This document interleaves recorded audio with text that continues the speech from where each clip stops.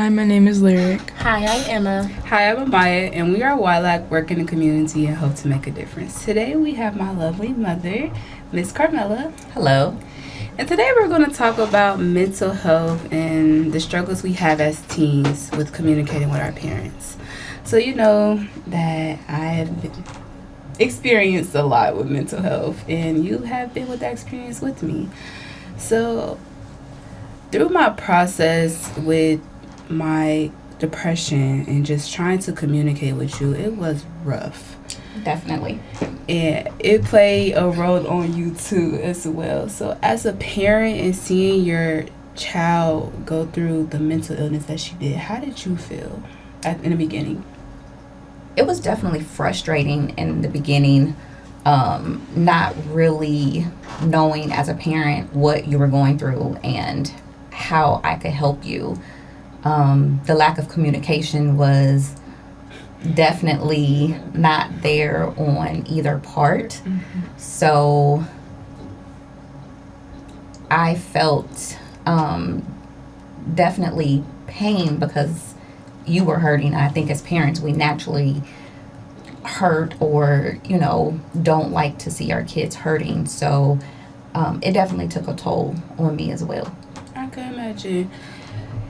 It was hard in the beginning because I didn't know. Sometimes teachers don't know how to ask for help, and like dealing with depression. Sometimes we hear you got food. Food on the table, clothes on your back. You don't pay no bills. You get everything you want, and then the word ungrateful comes in, and that could be hard because it's not that I'm ungrateful. It's I'm struggling mentally. I don't know what to do. It's a lot of changes going on. It's a lot of around that time that was when I was meeting, my dad's side was coming in, getting married, and it was a lot of emotions in one. So it was sometimes me crying was trying to cry out for help. It was parents it's kind of okay, what are you crying for? It's oh, I don't know, or it's I don't know how to say it, and all the frustration and pain try to come out. It's the way you vocalize, I vocalize things, it was coming out as it came out in behaviors. Yeah, yes. It definitely came out in behaviors. I think as parents, where we mess up sometimes is thinking you guys have everything you want, you need, the basic necessities. A lot of times we tend to take that for granted, and we're they have no reason to be depressed. For me, I felt like me working in mental health that I should have easily been able to pick up the signs, but they're different in every kid. And so I didn't truly recognize certain things. I felt at the time that we communicated very well. I felt that you were very, honest and that we could talk about everything. I felt like as a parent, I tried to keep it open. I always told you, you can come and talk to me about anything. If you want to try XYZ, let me know. And I felt as a parent that's good because I wanted you to come to me, but for whatever reason, you obviously felt like you couldn't. So I needed to be able to kind of see why was that, what was still the barrier between you being able or feeling comfortable to come and tell me what was on your mind, or instead of acting out the way you did. So for me, I also felt like I failed you as a parent and tried to figure out where did I go wrong. But honestly, there's no book with parenting. So we make mistakes just like you guys, make mistakes. And it's just being able to communicate the big thing and try to figure out how to work it out, help each other out the best way that we can, so you don't go in a depressed state or getting into trouble that we can't get you out of, or that can't be reversed, or those type of things. So for me, where do you feel like the gap went? I know you said that you were being introduced to more of your dad's side of the family, trying to build a bond with your siblings, as well as me, in the process of planning a wedding. At the time, I was, in school full time as well, and still working a full time job. So, I felt like just communicating in general was hard, and trying to express so much pain that I had in myself at the time, because when I tried to communicate, it's just a whole bunch of emotions like was just coming out. Like I'm about to cry. I can't talk no more. It's like, and it was like anger with everything too. And of course that played a big role. In what? With just siblings, because I always wanted a bond. I didn't want nothing more than just a bond. And I felt like me asking for that out of them was too much for them. And I felt like I was putting a lot of effort in some of them. I could say some was equal, at the same effort. And trying to pick up the pieces of puzzle of that. I wanted to know more than him just being, the image that he had. Mm-hmm. I wanted to know, what was he good at in school? Like, what was his voice like? Or, was he goofy?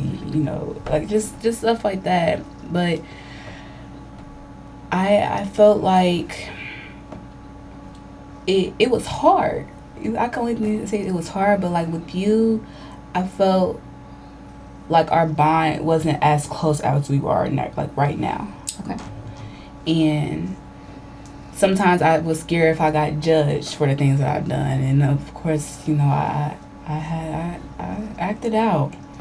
Oh, I acted out, and I could tell that the things that I was doing, I felt like everybody was fading away from me.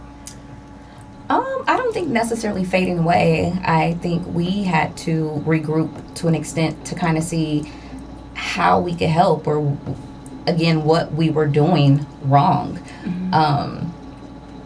So I don't necessarily feel like it was fading away. At times I feel like you pushed yourself away because you felt like we were judging you, or like you let us down, or was disappointing. But we all go through those stages. I mean, there were things that, me as a teen did, and my mother forgave me. My mother, we got through it. And so I always tell you, I don't expect you to be this perfect kid, because none of us are perfect. But what I do, expect is for you to talk and be the best version of you that is. And you have to find who Amaya is. And so I think before you can soul search, before you can build any other relationship, a meaningful relationship with siblings or anybody, you have to know who you are, what you stand for, and you have to love yourself unconditionally. And sometimes I think, and we have a tendency as individuals just to always be hard on ourselves, but you have to understand you're human and you're going to make mistakes. And I always tell you, just hopefully the mistakes that you make you think twice before you do something else. You'll still make a mistake, but just hopefully you thought about it and it's just not as big as, or the repercussion, So definitely talking, therapy, I definitely think was a good route for you. I seen so much growth with you in doing therapy, and definitely learning those coping skills. Journaling, taking time for yourself is a good thing, and you have to keep utilizing those skills through life. I remember you saying that. When I ended up in the hospital for suicide, of course, I know you're my parent. It was very devastating. But the times where I was gone, what was your thought? What was your process with everything? What was your experience with that? Because I wasn't there with you. Ooh, it was hard. I literally couldn't sleep, couldn't eat. Leaving you there was very hurtful. I think, again, for me, working in residentials and seeing the type of behaviors and kids being there, me loving on them, I've never in a million years imagined that I would have to leave my daughter at a hospital in a behavior unit for a week. So it was definitely a struggle, definitely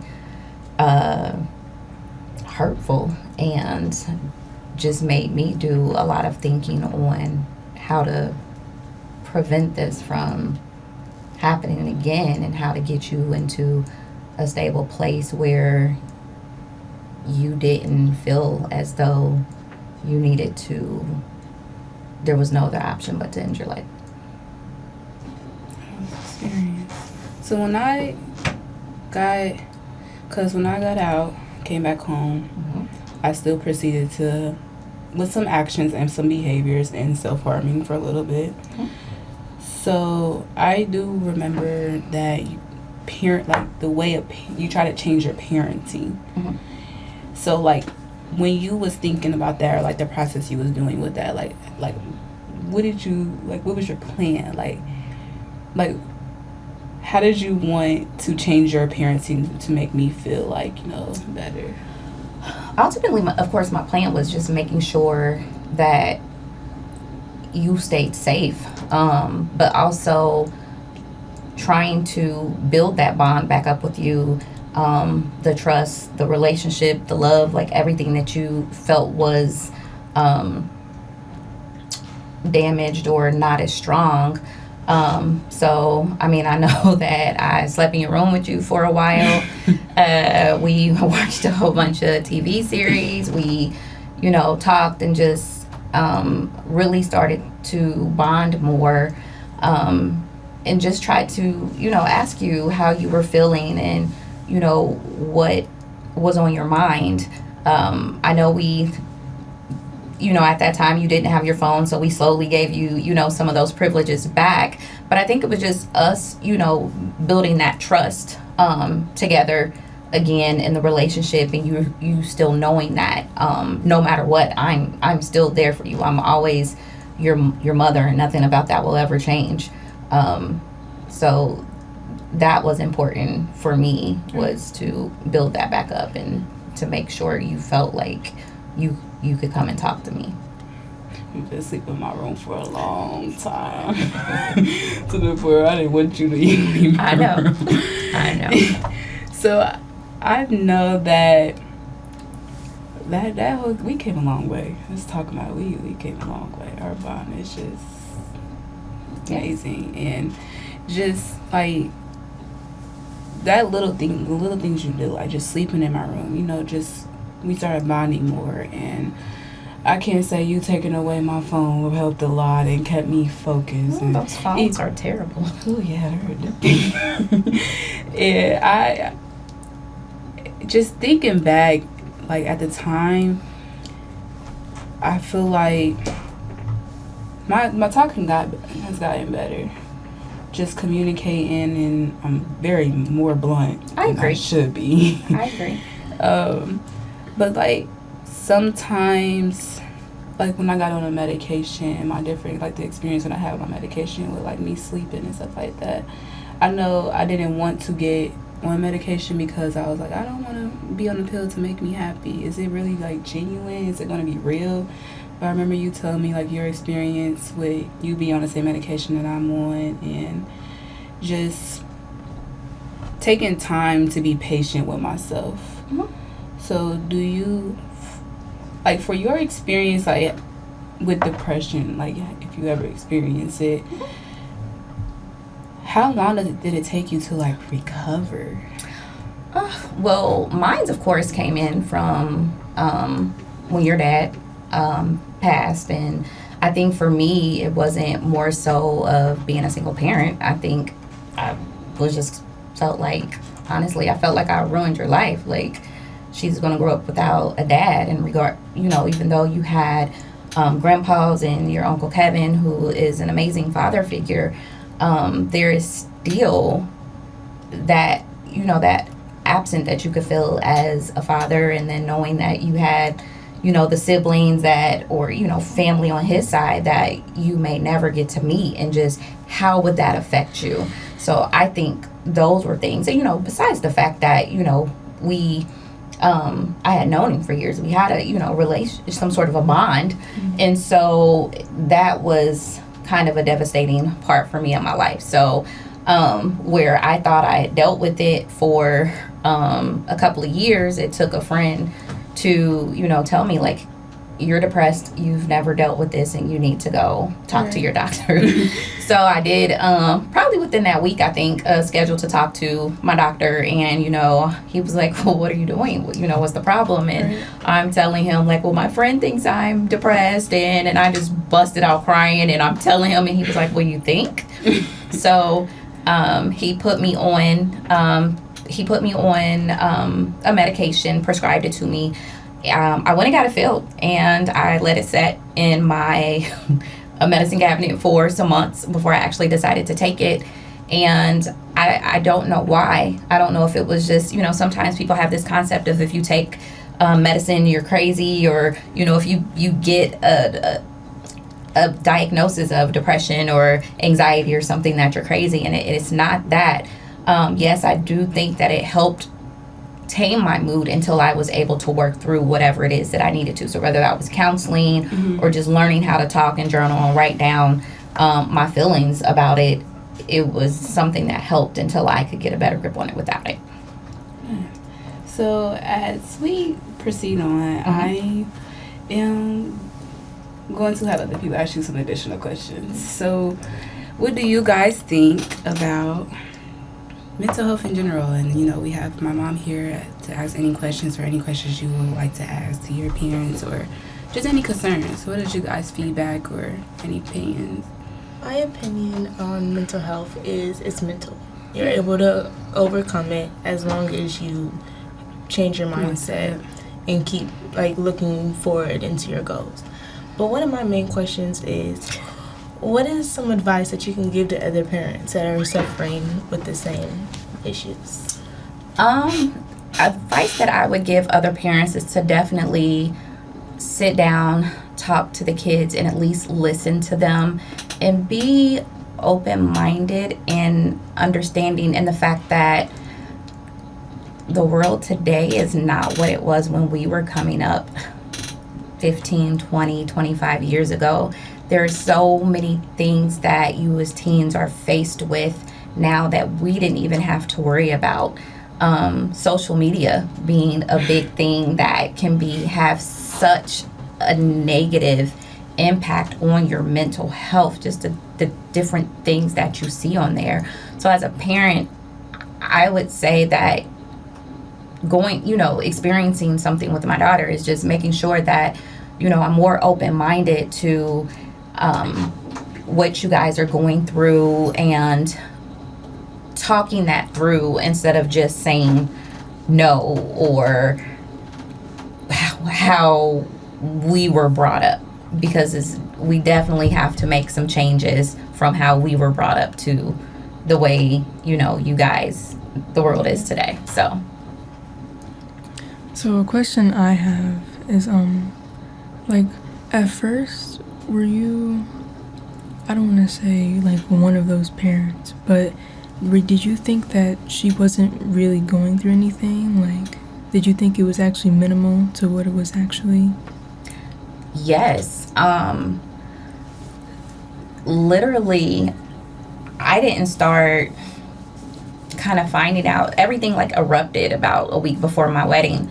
And it kind of went downhill from there. So yes, at that point, I was thinking that we had a pretty decent, bond, and that I felt like she definitely was talking to me about a lot of the things. And so, not until the week of, and I see a Instagram story where she's somewhere at somebody's hookah, and that, and then literally it just went downhill from there. So it was really one blow after the other. So it was tough. I didn't really have any clue, and then not even with the self-harming. I notice here and there I would be like, where is one of my knives? Like, but I didn't know until everything started surfacing and she showed me. And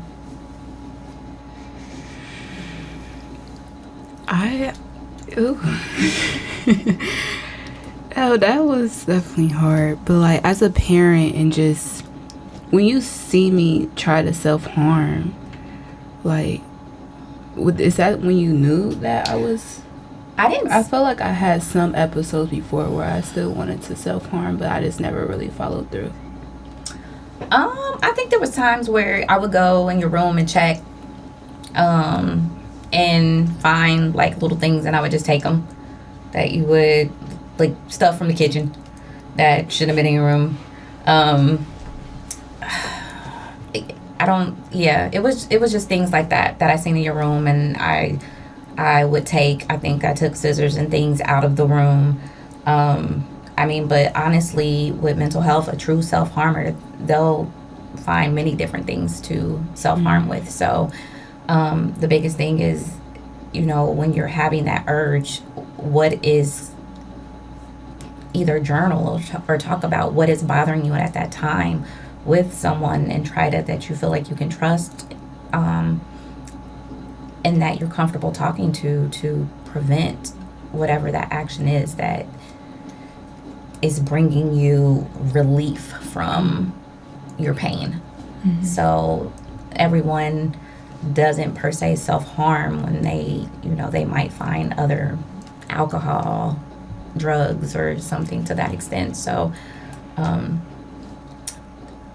as far as the self-harming and just other signs, unless I was just totally oblivious, like, I feel like a lot of things she kind of hid well, but I also felt like we had that bond and I could trust her, so I didn't think she was doing those things. So what do you think plays a big factor in mental health as us, like, with teenagers? Mental health is there's some genetics in mental health, definitely.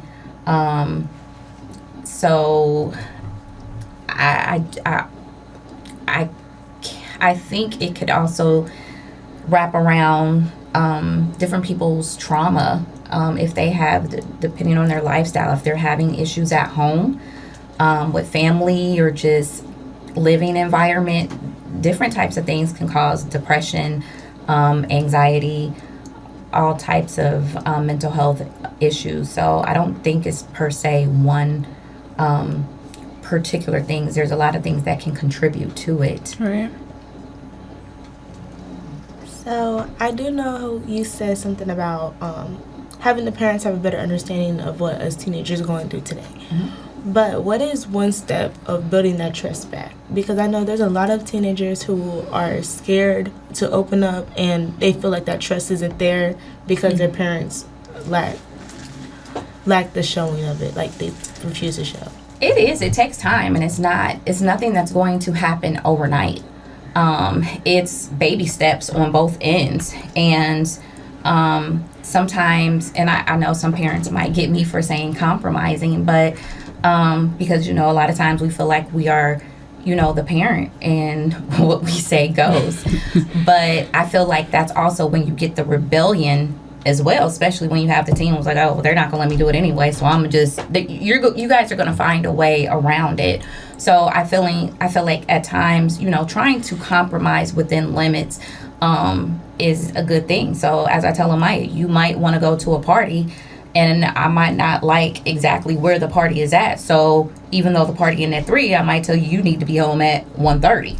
Mm-hmm. And it's kind of one of those take it or leave it. So I do feel building trust is definitely a baby step. Things is not going to happen overnight. And I do feel like as parents, we have to be open-minded, and we have to give you some rope to try to show us that you're trying to earn our trust back.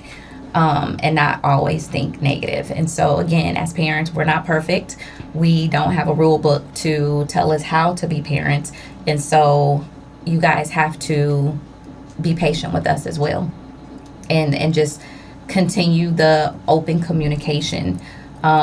So there's a lot of times where tone can come into play, and Maya and I have that big issue where, you know, I might say something, she's like, Mom, well, you didn't have to, you know, say it like that. And I'm like, well, you know, I didn't feel like I said it like that. So sometimes it's doing a tone check or a body language check, or you know, just to make sure that we aren't being aggressive, or we're not coming off as we're trying to be mean or things like that. So just making sure the communication is open all the way around, and we're trying to be as effective as possible. Communication took time. Definitely. I mean, and there we are still a work in progress, but we have come a long way. And, you know, we all have our good and bad days. And so, you know, sometimes it might be, you know, I might ask Amaya what's wrong with her, and she'll be like, nothing. And so where it used to be like, oh, I have PTSD because last time it was nothing and it was a whole bunch of stuff. And so now just trying to give her space, or she'll tell me, I don't want to talk right now. I'll talk to you about it later. And so giving her that space and allowing her to come to me when she's ready. When she listens to Rod Wave, that's instant PTSD, because when she was going through her depression stage, like he was on repeat, and I'm just like, oh my God. So now when she plays it and I'm just like, are you okay? And she's like, Mom, I'm fine. So just being able to pick up on little signs to make sure that, you know, she's okay or not going through, you know, anything, and if there is, I'm here for you. It's definitely like being consistent with like us. It was always like, you know, staying on top of each other. Most of us staying on top of me, but just knowing, like, at the end of the day, I feel like opening up to a parent depends on the bond. Mm-hmm. It depends on, okay, I'm providing you with an open space, because they always tell me you have an open environment, open space. If you want to go off, ask for freedom of speech first. And those helped a lot along the way, just to know, like, okay, I could talk to them and be like, okay, I want to try this. I'm like, okay, we can, but I definitely, like, with mental health and just communicating with parents, for me personally, it was knowing that I am comfortable talking to my mom, knowing that she might not like what I'm going to say most of the time or sometimes, but I know that she's never going to lead me the wrong way. Like, the personal experience that I had with mental health, I was trying to, like, figure out who I was in time, but I'm so young, but still trying to deal with all these type of emotions that come in at once. And I feel like a lot of teenagers go through so much in this generation. So at the time when it's time to go to bed, it's time to wind down, you can't do that because your mind is always on a go, on a repeat.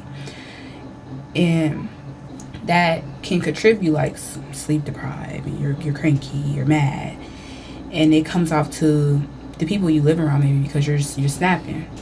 She do that, but I think the biggest thing, like, which is communicating, like, or just trying to, you know, share that experience with your bond or touch. Try to tell your parents, like, I'm going through this. Okay, what can that household do to make sure that everybody can communicate in the right way? You guys have, like, any feedback? So I highly agree in that communication is key, because if you bottle it up, that's how it all leads to it. You know, a bottle can only hold so much until, you know, it explodes. Pressure builds up. Mm-hmm. Yeah. Amen. So I highly believe that communication is key, and I love the fact that, you know, you're able to communicate and get things off your chest, and have a better understanding of what's going on emotionally, because a lot of people don't have that. Yeah. And it also is based on, like, what is their household like what are they going through in their house, because you never know what somebody is going through. Every household is different. Everybody parenting is different. Some people don't believe in, oh, I'm going to compromise with my child. Yeah. Some people, okay, it's going to be what it is. If you don't like it, it's what it is. And that can play a role with teenagers and their mental health. It's like, okay, I can't do this. I I can't ask you for this. I'm scared to go to you now because I'm scared. It's like, deal with it. Or you shouldn't have no reason to feel like this. Yeah. You get everything that you need and you want. So sometimes it's dismiss. In shorter words, it's dismiss. So what would you ladies like to tell us from what would you like to see from your parents?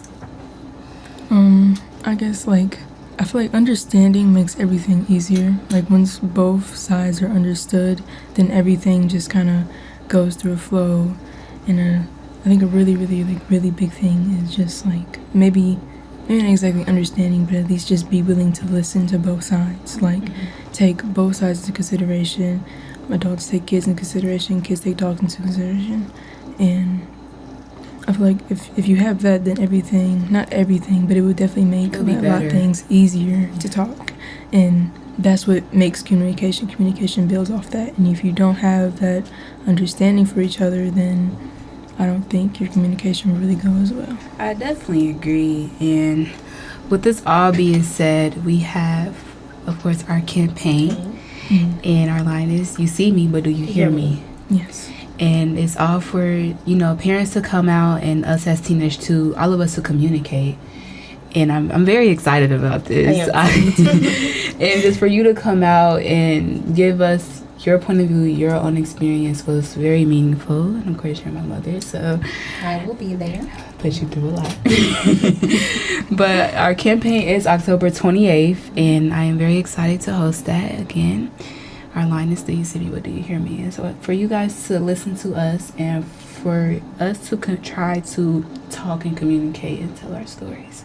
Well, I look forward to being there, and hopefully we have a good turnout of parents that will join, and I look forward to talking to parents as well. Thank you for coming out, Mom. No problem.